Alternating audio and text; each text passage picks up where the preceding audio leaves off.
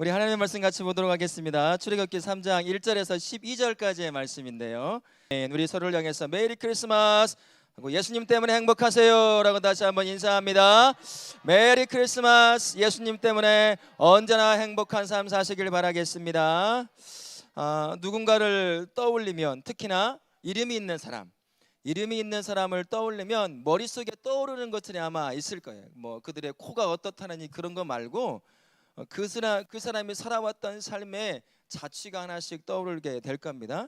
제가 최근에 너가 영화 티켓을 2장을 줘서 그걸 가지고 아주 지금 인기 있는 영화가 하나 있죠. 뭐죠? 서울의 봄. 뭐 전주의 봄이면 좋을 텐데 서울의 봄이라고 하는 영화를 봤습니다. 참 이미 고인이 되신 그분이 그 영화 때문에 또다시 큰 인기를 누리고 있어요. 그 사람, 이제 그 영화를 본 모든 세대가 이제 그분의 이름을 딱, 전직 대통령 그분의 이름을 들으면 떠오르는 것이 있을 거예요. 뭐가 있을까요? 12.12 군사 반란 쿠데타예요.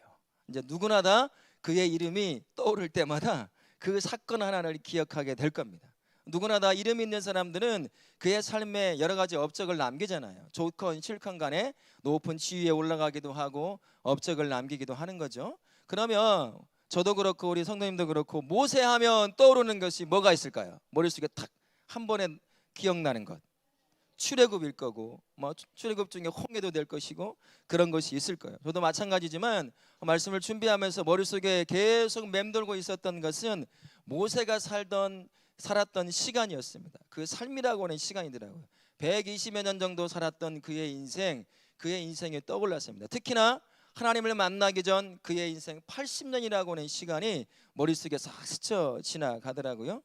홍해를 건너기 그 한참 이전에 나일강에서 어린아이로 곧 죽음을 앞두고 있는 그 아이가 애굽의 공주에 의해서 건짐을 받아 최고의 환경에서 40년을 살게 되잖아요.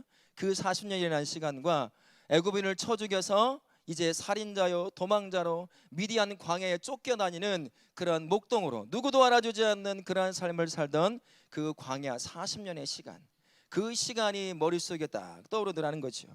누구나 다 아는 것처럼 모세는 하나님의 사람이라고 여겨지는 사람입니다. 하지만 그가 80이 넘도록 하나님을 제대로 만난 적이 없는 거예요.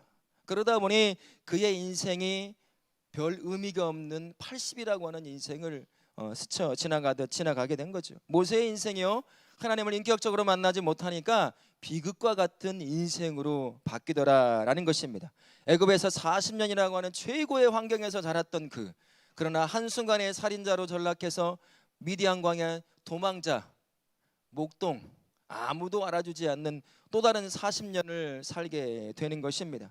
사실상 80년이라고 하는 시간 동안 하나님과 만남이 없었던 모세의 인생, 결국 그 자체가 비극과 같은 인생이다라고 할 수 있습니다. 여러분, 하나님의 사람은 누구를 만나야 되죠? 하나님을 만나야 됩니다. 누구와 동행해야 되죠? 하나님과 동행해야 돼요. 하나님의 사람은 하나님을 만나고 하나님과 동행하며 하나님의 이끌림을 받는 사람, 그 사람을 하나님의 사람이라고 말합니다. 그러나 하나님의 사람이라는 이름이 붙어 있지만 하나님을 만나지 못하니까 동행하지도 못하고 그의 이끌림을 받지도 못하는 거예요. 그래서 그 자체가 비극과 같은 인생이 된다라는 것입니다. 하나님이 없는 비극적인 삶 가운데 특히나 광야 40년이라고 하는 삶은 더 비극과 같은 삶을 살았다고 얘기할 수 있을 거예요. 철저히 실패자였습니다. 그러다 보니 누구도 알아주지 않고 누구도 기억하지 않는 인생이 되었어요.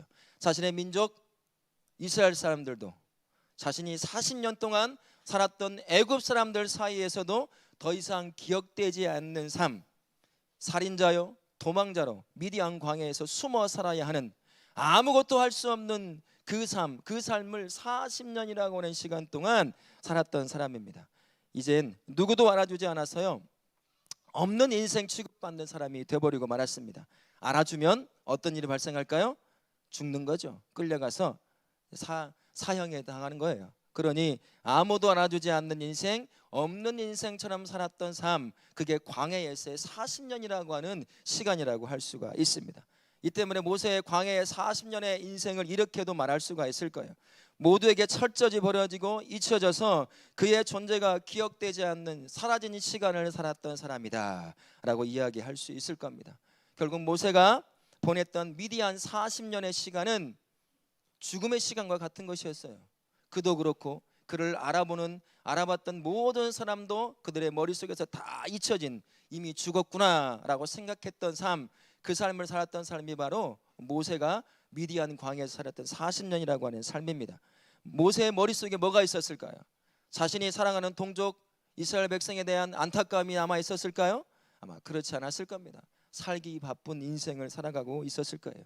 내일에 대한 소망도 없이 그저 그렇게 살아갔을 것이고, 하나님에 대한 갈급함은 있었을까요? 그렇지 않았을 겁니다. 만약에 하나님에 대한 갈급함이 있었다고 한다면 원망이 더 컸을 거예요. 왜 그랬을까요? 하나님을 위해서 뭔가를 해보려고 했던 사람이지만 결국 살인자로, 도망자로 미디안 광야에서 아무도 알아주지 않는 목동의 삶을 살아야 했습니다. 자신을 그렇게 몰아붙인 하나님에 대해서 얼마나 마음에 원망 섞인 그런 고백이 나왔겠어요.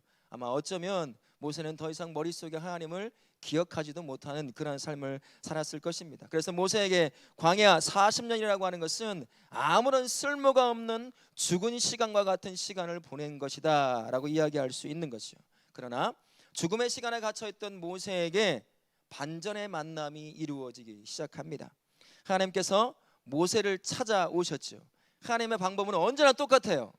하나님은 어떻게 우리를 만나게 하시죠? 자신이 직접 찾아와 만나시는 분입니다. 왜 그럴까요? 우리는요, 하나님을 찾아갈 수가 없어요. 죄 때문에 하나님이 누군지도 몰라요. 그러니 하나님을 만날 수도 없는 겁니다. 언제나 하나님은 똑같은 방식으로 만나 주셔요. 먼저 찾아오셔서 모세를 만나 주십니다. 우리도 똑같이 먼저 우리에게 찾아와 우리를 만나 주신 거지요. 이날도 모세를 찾아 만나러 오셨습니다. 지난 40년 또는 80년이라고 해도요, 이 기간은 모세에게는 아무런 존재 가치가 없는 그러한 시간이었다고 할 수 있습니다. 철저히 잊혀진 존재로 죽음을 상징하는 광야라고 하는 곳에 갇혀 살던 삶, 그 삶이 모세의 삶이었어요. 그러나 죽은 시간에 갇혀있던 그 모세의 삶에 하나님에게는 전혀 다른 삶으로 다가온 겁니다. 모세에게 모세를 알던 사람, 그를 죽이고자 했던 사람, 모든 사람에게는 광야 40년의 시간이 쓸모없는 시간이요 죽은 시간으로 여겨졌겠지만, 그러나 모세를 바라보고 있는 하나님에게는 그 광야 40년의 시간은 완전히 다른 시간이었어요. 하나님에게 있어서 광야 40년의 시간은 새 창조를 이루는 준비의 시간이었습니다. 모세와 이스라엘을 위한 하나님의 구원의 계획이 준비되는 시간이 어느 시간이냐? 누구에게도 다 잊혀진 시간이요 죽은 시간처럼 여겨졌던 광야 40년이라고 하는 시간, 그 시간이었던 겁니다. 애굽의 노예에서 구원하여 살려내고자 하시는 하나님의 마음이 준비되는 시간이었고요, 애굽의 노예를 하나님의 백성으로 창조하기 위해 모세를 준비시키는 시간, 그 시간이 죽음의 시간과 같은 광야 40년의 시간이었습니다. 모세에게 일어난 삶의 반전을 일으킨 이 만남, 거대하지도 누구나 눈에 띄는, 누구나 알아볼 수 있는 그런 만남도 아니었습니다. 어떤 만남이었죠? 한 1m쯤 되는 떨기나무라는 것이 있어요. 이 나무 같기도 하고 풀 같기도 하는 게 있어요. 풀인데 나무처럼 기둥이 있는 풀이 있거든요. 우리 주변에서 얼핏 볼 수가 있어요. 그런 것 같은 1m 남짓한 그곳에 불이 붙었지만 그 나무가 사라지지 않는 것, 그곳에 하나님이 임재해서 모세를 만난 겁니다. 천둥이 치고 비바람이 몰아치고 지진이 나서 땅이 갈라지고 누구나 다 하나님이 임재했구나라는 것을 알아보는 그런 방식으로 모세를 만난 게 아니에요. 철저하게 하나님이 모세의 눈에만 보이는 그 조그만 떨기나무 가운데 임재하여 모세를 만난 게 된 겁니다. 비록 작은 만남이었지만 그러나 그 만남으로 인해서 모세의 인생이 완전히 변화를 일으키는 걸 볼 수 있습니다. 그 만남이요, 모세가 80평생 한 번도 가지지 못했던 하나님과의 인격적인 만남이었습니다. 첫 만남이었던 거예요. 하나님의 음성을 듣는 것이고 하나님을 온몸으로 경험하는, 진짜 하나님을 만나는 그때가 바로 이 작은 떨기나무 가운데 임한 하나님을 만난 이 시간이었다는 거죠. 그래서 이 만남, 이 작은 만남이지만 모세의 인생이 표현하는 시점이기도 하다라는 것입니다. 작지만 이 극적인 만남이 모세에게 가져다 둔 그 의미는 참 대단하다고 말할 수가 있어요. 첫째는 이것입니다. 모세의 시간, 즉 죽은 시간이 삶의 시간이 되는 것이고 살려내는 시간이 되는 전환점이 되는 만남이었습니다. 모두에게 잊혀져 무의미한 죽은 시간을 살던 그의 삶이 이제부터 살려내는 시간, 생명의 시간으로 바뀌는 것이죠. 이 작은 만남 하나가 그런 변화를 일으키게 된 겁니다. 사실 이 만남은 모세가 두 번째로 죽음에서 생명으로 건진받는 만남이라고도 이야기할 수 있습니다. 여러분, 모세가 그 이름의 뜻이 뭐가 있죠? 물에서 건진받은 자라는 뜻입니다. 고대 사회에서 물, 바다, 강, 물을 상징하는 모든 단어들은 대부분 어느 때 사용하냐면 파멸과 죽음을 의미할 때 상징하는 단어예요. 모세가 물에서 건진받은 자다라는 말은 파멸과 죽음에서 건진받은 자다, 구원받은 자다라는 의미를 갖고 있는 겁니다. 나일강에 죽음을 향해 떠내려가던 그 아이가 공주의 눈에 띄어 그가 구원받은 거죠. 그것처럼 작은 하나님과의 떨기나무 가운데 임재하신 하나님과의 그 만남이 죽음의 시간 40년의 시간을 살던 그에게 새로운 삶의 시간을 가져다 준 거예요. 새로운 살려냄의 시간을 가져다 준 겁니다. 작은 만남이었지만 그에게는 또 다른 생명을 누리는 그런 만남의 시간이었던 것이죠.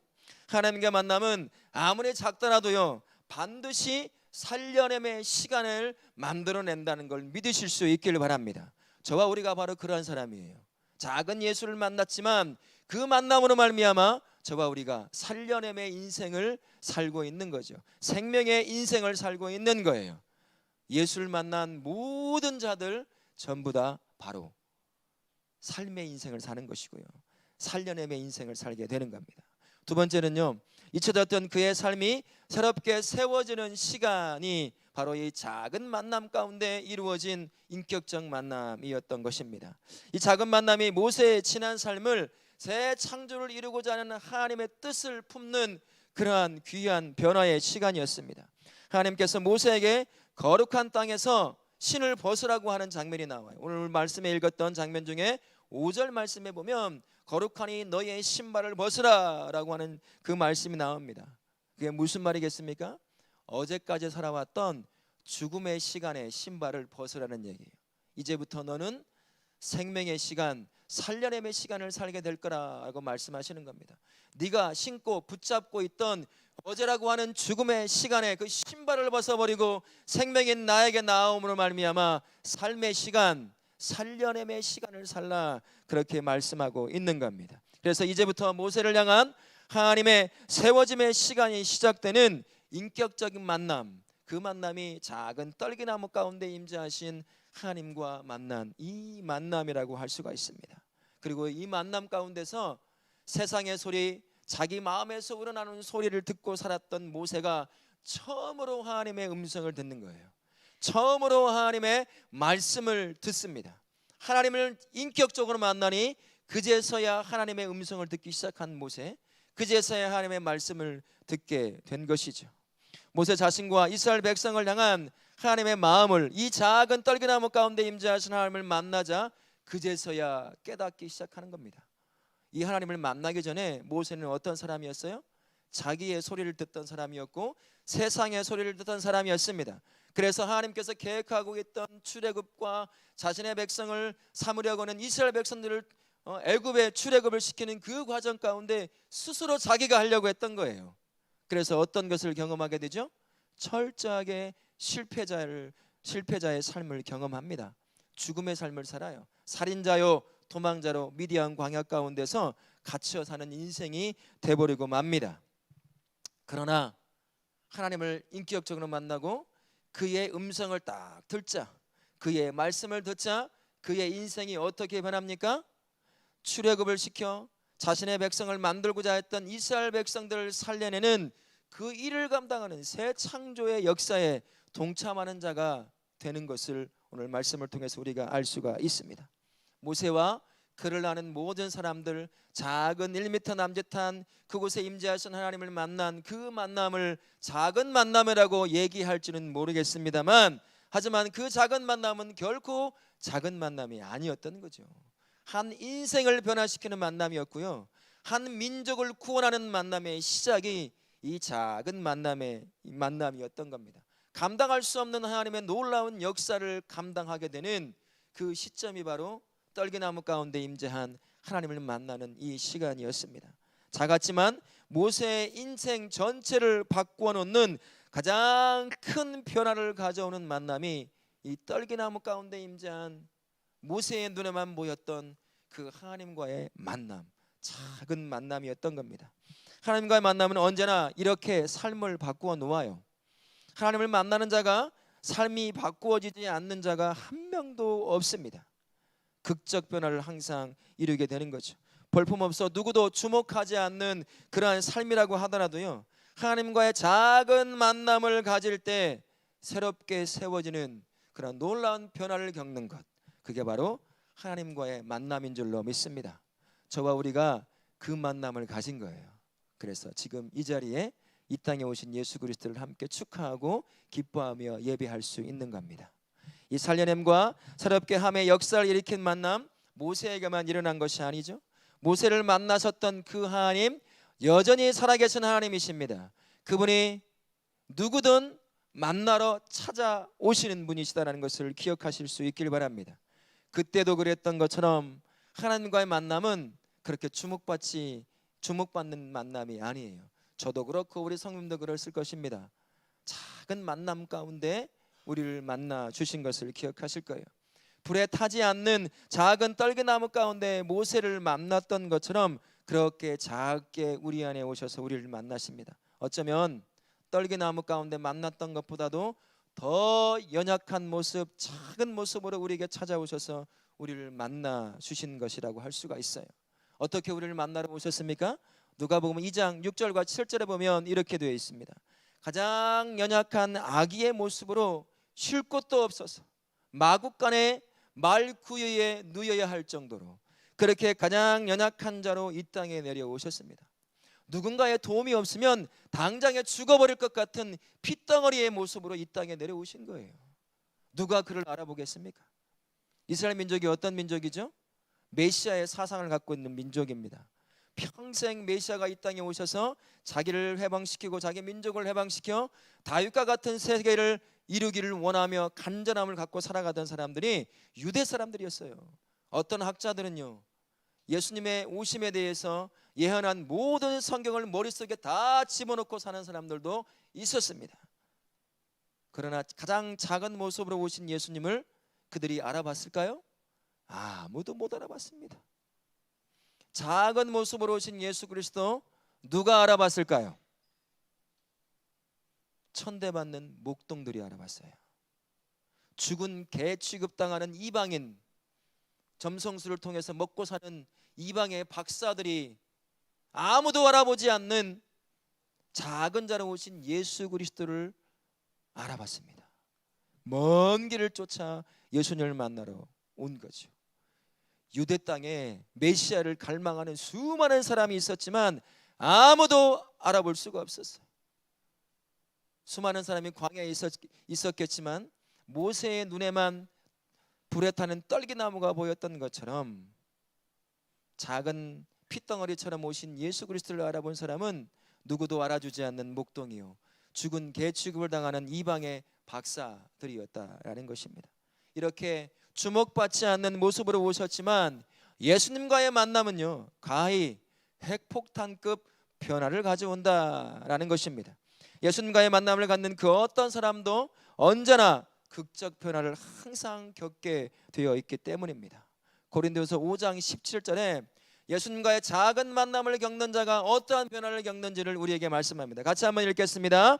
그런즉 누구든지 그리스도 안에 있으면 새로운 피조물이라, 보라 이전 것은 지나갔으니 새 것이 되었도다. 작은 떨기나무 가운데 오셔서 만난 모세를 완전히 바꾸어 극적 변화를 겪게 하셨던 하나님, 예수님과 만나면 사망의 그물에 갇혀 있는 것이 아니라 진정한 자유를 누리는 자로 우리의 인생을 완전히 바꾸어 놓으시는 것입니다. 그래서 시편 124편 7절에서 우리에게 이렇게 말씀해 주고 있는 거예요. 같이 한번 읽겠습니다. 시작. 우리의 영혼이 사냥꾼의 올무에서 벗어난 새같이 되었나니 올무가 끊어짐으로 우리가 벗어났도다. 아멘. 비록 작은 만남이었지만요, 이 만남은 영원한 죽음에서 자유함을 주는 영원한 생명을 얻는 만남인 거죠. 죽음과 삶은 만날 수가 있을까요? 죽음과 삶은 하늘과 땅 차이입니다. 결코 만날 수 없어요. 우리 인생이 바로 그러한 인생이에요. 죽음에 갇혀 살던 우리의 인생이 예수 그리스도 작은 자라 오신 그분과의 만남을 통해서 죽은 인생에서 생명의 인생으로, 살려냄의 인생으로 우리의 인생이 바뀌어지게 된 것이다 라는 것입니다. 우리에게 주어진 모든 시간이 새로운 의미를 부여받는 시간이 된 거죠. 죽은 시간이 생명의 시간이 되는 겁니다.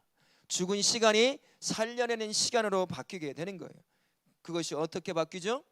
예수 그리스도를 만나는 그 시작점부터 시작되는 것이지요. 이뿐만이 아니죠. 이제 새 생명을 통해 새롭게 세워지는 인생이 되는 것이 저와 우리의 인생입니다. 요한복음 1장 12절 우리를 향해 뭐라고 말씀하셨는지 기억합니까? 하나님의 자녀가 되는 권세를 가졌다라고 말씀하셔요. 이제 우리의 신분이 하나님의 아들이요 딸이 되는 신분으로 바뀐 겁니다. 그래서 전능하신 하나님을 이제 우리는 누구라고 부를 수 있어요? 아빠, 아버지라고 부를 수 있습니다. 그 하나님과 함께 할 수 있는 가장 존귀한 존재가 저와 우리가 된 거예요. 하나님을 아빠, 아버지라고 부르니 이제 그분이 가지고 있는 새 창조의 역사에 동참할 수 있는 동역자의 삶을 살게 되는 것이죠. 단순히 이 땅에 잠깐 있다 없어질 이것들에 집착하며 살아가는 삶이 아니라는 겁니다. 영원한 것에 대해서 바라보고 그것을 붙잡고 살아갈 수 있는 존재가 바로 예수를 만난 변화된 저와 우리의 삶이라는 것을 기억하실 수 있기를 바랍니다. 이 삶을 살았던 사람이 누군 줄 아세요? 많은 사람이 성경에 언급되지만 사도 바울이라고 하는 사람입니다. 여러분, 사도 바울이 어떤 사람이죠? 예수를 만나기 전에요, 핍박자였습니다. 살인자 취급받던 자였어요. 그래서 자신을 두고 디모데전서 1장 15절에 뭐라고 표현하고 있냐면 내가 죄인 중에 괴순이라고 표현합니다. 이 말은 무슨 말이냐면 죄인들을 1등급부터 10등급까지 나누면 내가 1등급이라는 거예요. 1등급 중에서도 가장 앞에 서 있는 자, 사형을 당해도 가장 먼저 사형을 당하고 가장 극악한 죽음을 당해도 내가 가장 극악한 죽음을 당할 그러한 괴수다라고 얘기한 거예요. 왜 그럴까요? 그는 핍박자요 살인자와 같은 자였습니다. 어느 날 다메섹에 있는 예수 믿는 성도들을 잡아 감옥에 집어넣고 죽는데 증인을 서려고 했던 이 바울이 다메섹을 가던 길에 영혼이 임한 예수 그리스도를 딱 만나잖아요. 함께 갔던 사람들은 아무도 알아보지 못했어요. 누구만 영혼이 임한 예수님을 만나게 되죠? 바울만 영혼이 임한 예수를 만나요. 그 작은 만남이 바울의 인생을 완전히 뒤바꿔 놓게 됩니다. 핍박자 인생이요, 이제는 복음 때문에 핍박받는 자가 되는 거예요. 그것도요, 복음 때문에 핍박을 받는 것을 기쁨으로 여기는 자가 바로 바울이 되는 것입니다. 살인자처럼 누군가를, 예수 믿는 자를 잡아와서 재판을 받게 하고 그 살인을 현장에 자기가 증인이 되었던 사람이 이제는 죽이는 자의 삶이 아니라 살려내는 자의 삶으로 바뀌었던 사람, 그 삶을 위해 목숨을 걸었던 사람, 그 사람이 바로 사도 바울이라고 하는 사람입니다.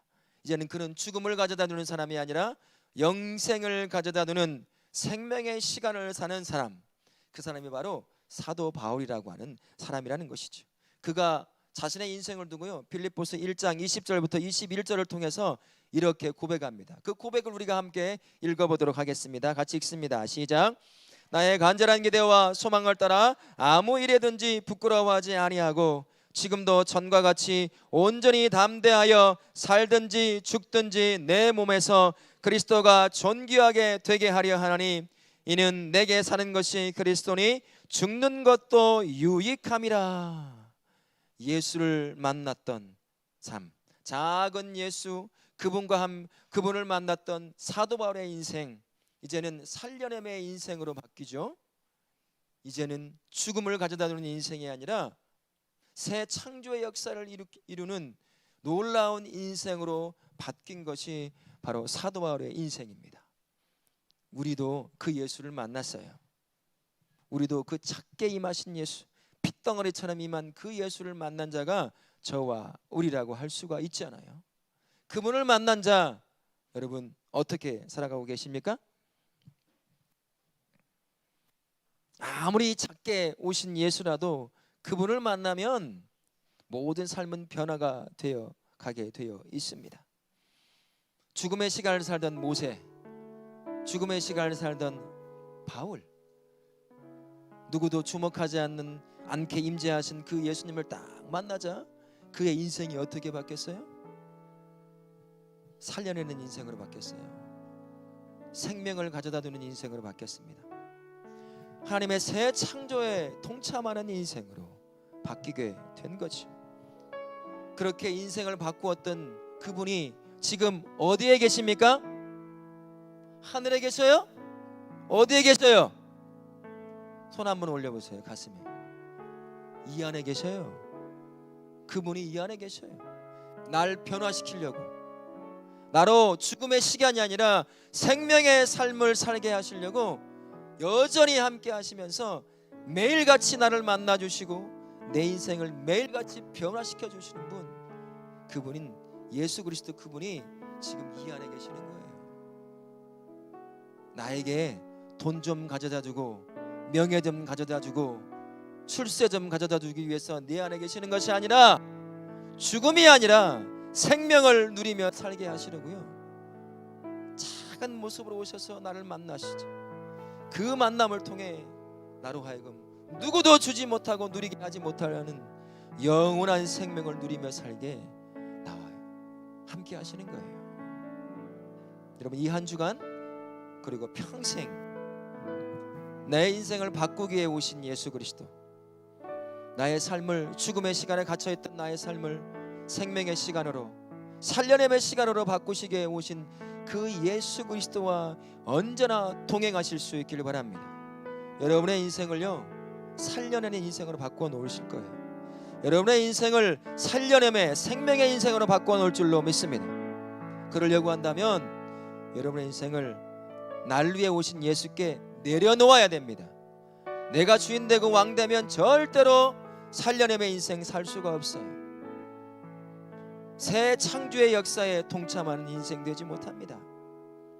이제 이 땅에 오신 예수 그리스도를 다시 한번 머릿속에 기억하시면서 그분께, 나를 변화시키기 위해 오신 그분께 여러분의 삶을 온전히 내려놓음으로 말미암아 그분이 내 인생에서 만들어가는 그 생명을 경험하시고 새 창조의 역사를 매일같이 경험하는 복된 삶 사시기를 예수님의 이름으로 축원합니다. 아멘.